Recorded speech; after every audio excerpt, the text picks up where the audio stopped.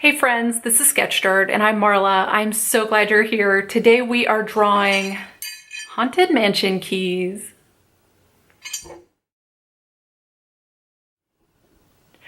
Okay, so for Halloween, I definitely wanted to draw something for the holiday. And when I was thinking about what I love the most about Halloween, it has always been the fact that you get to see into the lives of monsters, ghosts, wizards and witches, and you just get to see how they live. And I remember when I was little being really obsessed with keys like this. For some reason, I wished our house had keys like this. And if you compare it to like my house keys, like you can tell these make a little tinkly sound and they're cut from a machine and they're very dependable looking. It looks like they're for a door, and when you use them, you know, the door's gonna lock and you're gonna be safe. Now, these, on the other hand, don't look like that at all. Who knows how they were made, who knows what they're locking, and who knows what they're keeping out. I loved it. And they don't fit in your purse. You have to carry them like this.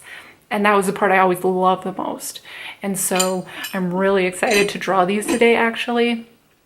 This is a much more advanced thing to draw. This is probably one of the most advanced things I've drawn yet. And I'm doing this because I really think when you're drawing and when you're learning how to draw, if you pick things that are more advanced but that you're really passionate about, you're going to want to stick with it. You'll be patient, you'll work through the challenges, and you'll stick with it because you love it and not because you feel like you have to stick with it or you have to do it. I'm going to draw this in both pencil and color pencil so that way you can see how I shade for each one. And I'm really excited. Let's get started. Okay, so to get started, I am taking an H pencil and I am just lightly blocking in the shapes to get the placement for the keys and how I want them to lay together on the paper. And if you look here, I'm taking very sketchy, very undefined lines and just getting the general idea of where everything's going to go and how the shapes are going to lay out. Nothing is really solid or permanent.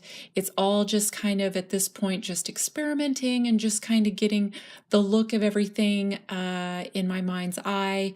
Kind of when I'm drawing like this, if I can just sketch things out, I get a better, like my mind starts placing all the shapes and placing how I want it to look. And then I go through here and start putting in more defined lines. These still aren't the final lines. These are still very sketchy, very light, but they are more defined. And I slowly go through and just build up and erase and put those lines back in where I want them.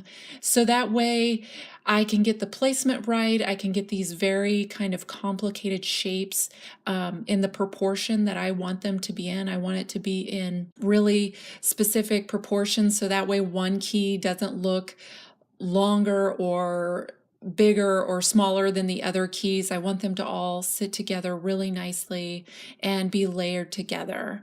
And now I'm going to go through and take my pencil and start shading, start putting in more defined lines, but still not making really hard edges because I just want to get very light shading. I just want the base layer of color and shading put in. So everything looks very scribbly, very scratchy.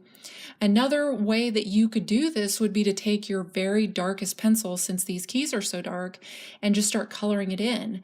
But the problem with doing that is that you have no control over the dimension, you have no control over the shadows and the light or the buildup. Also, your picture is going to start looking really, really messy because that graphite is going to start smearing all over your paper, and with it being so dark, it's much more difficult to erase and keep your drawing looking really clean, which is what you're going to see me do here. Like when that graphite starts spreading across the paper, I just go through and erase it. I'm left-handed, and so most of the time I'm smearing half my drawing across the paper anyways. That's just the way it goes.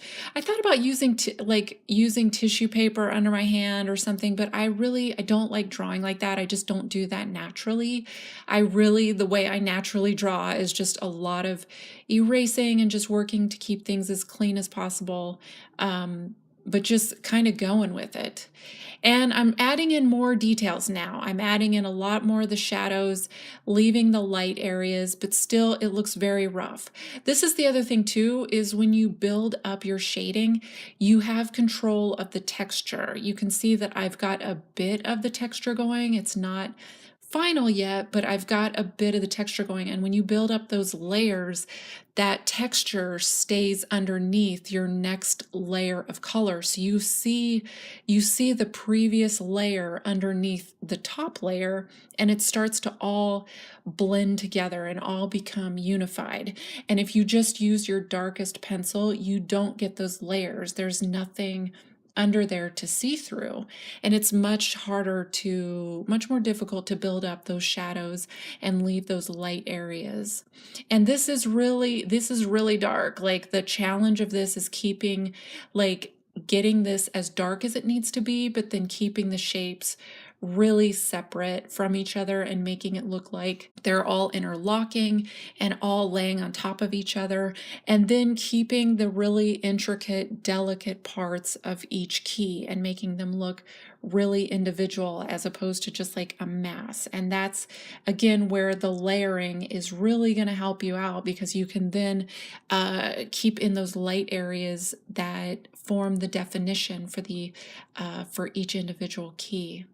I'm going through, cleaning up, a lot of graphite all over the place, but that's okay. Plastic erasers and pencil erasers are a big help with drawings that are this dark in shading. So going through, getting this last little bit of shading in, getting the little stuff in, and I'm going through with my color pencil now. I chose warm grays for this, and the reason is I feel like a warm gray is a little more yellow, a little more creepy than like a blue cool gray, and I wanted to add that kind of creepy feeling and element to the story of this picture. Even though you don't see a haunted mansion, you don't know they're haunted, I still wanted to you can use color to help tell the story of what you're drawing. Also with this, I'm not using just grays, because if I use just grays, it would look very similar to a pencil drawing. You'll see it's going to look almost exactly alike. So I've chosen colors to add in at the very end to help make the shadow areas look darker, and to help add to that element of these keys looking haunted or possessed. And this is again where color can help tell the story, because the colors I chose at the end are blue, very dark blue, and a very dark purple. You can imagine if I had chosen red, for example, that these would be like evil keys, but I didn't want them to be evil. I just wanted these to be keys to like a haunted house, like something to just look not quite right about them. And so I definitely encourage you to do that. Add your own elements, make it personal to who you are, because this is going to make drawing so much more fun. Like, even if you're the only person who knows this, those are little secret things that artists put into all of their work that makes it unique to them and makes it unique to their style. And as you can see, I'm getting the blue put in, going to be getting the purple put in here, and I love this. I love this effect. This was so fun to do. So please subscribe to my channel. Please let me know what you'd like to see me draw next. I'd love to hear from you. This is Sketch Dirt, and I'm Marla. Bye.